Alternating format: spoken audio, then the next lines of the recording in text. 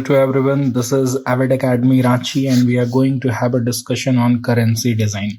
Currency design अभी बहुत ही ज्यादा न्यूज में आया था because of Delhi CM Arvind Kejriwal. You can see out here Arvind Kejriwal का ये मानना है कि नोट के ऊपर जो आप प्रिंट किए हुए हैं गांधी जी की तस्वीर, उससे बेहतर ये रहेगा अगर देश को प्रॉस्पर कराना है, देश में उन्नति और प्रगति करानी है, तो लक्ष्मी जी और गणेश जी की मूर्ति, जो गणेश जी का पोर्ट्रेट है, उसको क्या करें, आप प्रिंट करें करेंसी के ऊपर. नाउ ये जो पॉइंट है वो ऑफ कोर्स पॉलिटिकल ड्रिवन है. यूपीएससी के लिए ये पॉइंट्स इंपॉर्टेंट नहीं है, लेकिन ये पॉइंट हमें ये सीखने में मदद करेगा कि पूरा प्रोसेस क्या होता है किसी भी नोट के ऊपर डिजाइनिंग करने का. उसमें कौन कौन से ऐसे ऑर्गेनाइजेशन हैं जिनका भागीदारी बहुत ज्यादा जरूरी होता है. सो पहला क्वेश्चन यही आ जाता है कि who is responsible for designing of the currency. कौन रिस्पॉन्सिबल है पूरा डिजाइन तैयार करने का. आप यहाँ पर देख रहे हैं ना, गांधी जी की फोटो है, उसके बाद फिर बहुत सारे मूर्तियों की भी फोटो रहती है छोटे छोटे. तो पॉइंट ये है कि ये जो डिजाइनिंग होती है ना, ये कौन करता है.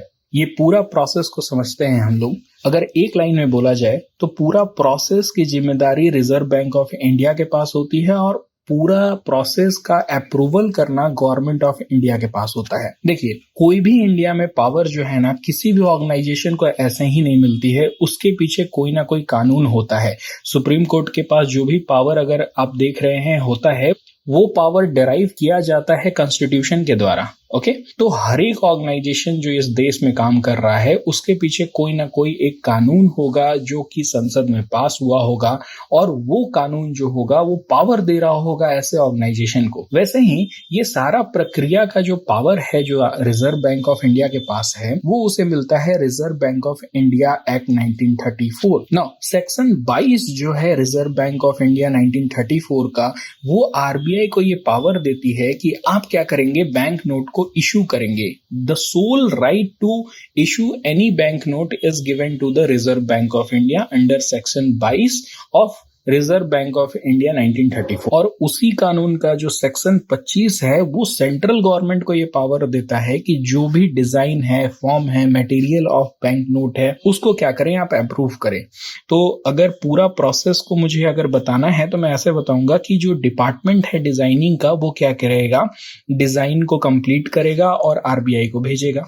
वो रिकमेंड करेगा सेंट्रल गवर्नमेंट को, और सेंट्रल गवर्नमेंट के पास ये पावर है सेक्शन 25 के तहत कि वो क्या कर सकता है, उस बैंक नोट के डिजाइन को चेंज कर सकता है, उस बैंक नोट के डिजाइन को अप्रूव कर सकता है, और उसके बाद फिर आप जिसका भी फोटो चाहे नोट में उसको आप लगा सकते हैं. आप मिकी माउस चाहते हैं, मिकी माउस लगा लीजिए, कोई प्रॉब्लम नहीं है. ये जो पूरा प्रोसेस है, इससे आप क्या कर सकते हैं, बैंक नोट में गांधी जी का फोटो लगा सकते हैं, नेहरू जी का लगा सकते हैं, आप चाहें तो सोनिया गांधी का लगा सकते हैं. It's depend upon you, it's depend upon your thinking. Whereas coin का जहां तक बात है, क्वाइन थोड़ा सा डिफरेंट काम करता है. क्वाइन का सारा पावर, जैसे कि मैन्युफैक्चर करने का या फिर उसका इशू करने का जो पावर है ना, वो रिजर्व बैंक ऑफ इंडिया के पास नहीं है. और फिर से मैं बता रहा हूं, हर एक जो प्रोसेस होता है, हर एक जो काम होता है इस देश में ना, उसके पीछे कोई ना कोई कानून होता है. और यहां पर भी क्वाइन से रिलेटेड एक कानून है जो कि पास हुआ था 2011 में, जिसका नाम है क्वाइनेज एक्ट 2011. इस कानून के तहत फेडरल गवर्नमेंट जो है, यानी कि जो सेंट्रल गवर्नमेंट ऑफ इंडिया है, उसके पास ये पावर है मैन्युफैक्चर करने का और क्रिएट करने का क्वाइन को. गॉट इट ना.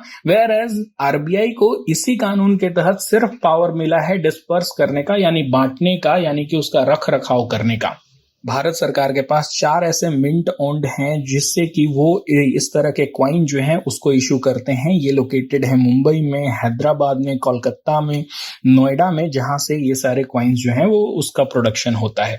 सो ये पूरा प्रोसेस जो था वो है करेंसी से रिलेटेड. इकोनॉमी में अगर आप मनी एंड बैंकिंग पढ़ेंगे, उसमें आरबीआई पढ़ेंगे, तो ये सारे पॉइंट आते हैं जो स्टैटिक पोर्शन में होते हैं. आपको क्या करना है, करंट अफेयर को थोड़ा स्टैटिक पोर्शन के साथ मर्ज करके चलना है ताकि आप आंसर लिखने के काबिल हो सके. तो ये पूरा इशू यहां तक ही हम लोग यूपीएससी में खींचेंगे. That's all for this video. Thank you.